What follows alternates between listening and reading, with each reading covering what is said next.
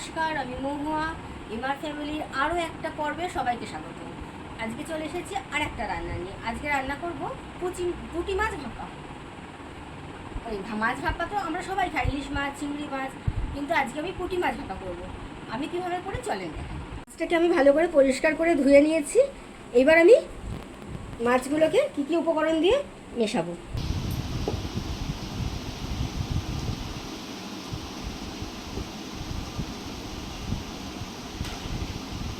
আমি সর্ষে লঙ্কা পেস্ট করে নিয়েছি, আপনারা চাইলে এতে পোস্তও দিতে পারেন।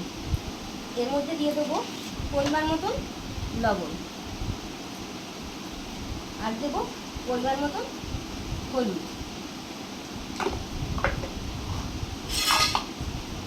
এবার এই পেস্টটি আমি একটা টিফিন বক্সের মধ্যে ঢেলে নিলাম।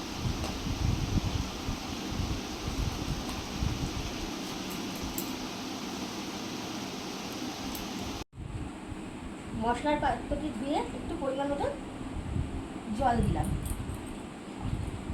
এবার আমি মাছগুলোকে দিয়ে দেব।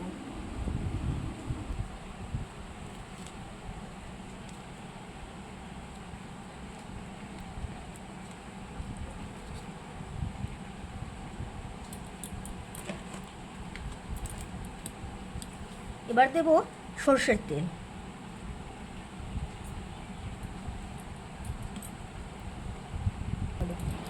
তেলটা একটু বেশি করে দিতে হবে, সর্ষে আর সর্ষের তেলের ঝাঁজে এই রান্নাটা জমবে। এবার আমি ভালো করে মিশিয়ে নিলাম টিফিন বক্সটা। এবার আমি আটকে দিলাম। গ্যাসে কড়া বসিয়ে দিয়েছি, গ্যাসটা অন করে দিলাম। কড়াতে অল্প জল দিয়ে দিচ্ছি। জলের উপর টিফিন বক্সটা বসিয়ে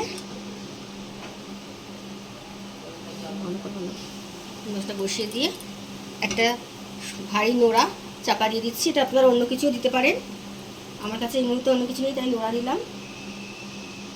এটা গরম ভাতের সঙ্গে আর কিছু লাগবে না, দারুণ লাগে। ভিডিওটা তাহলে আমি আজকে এখানেই শেষ করছি।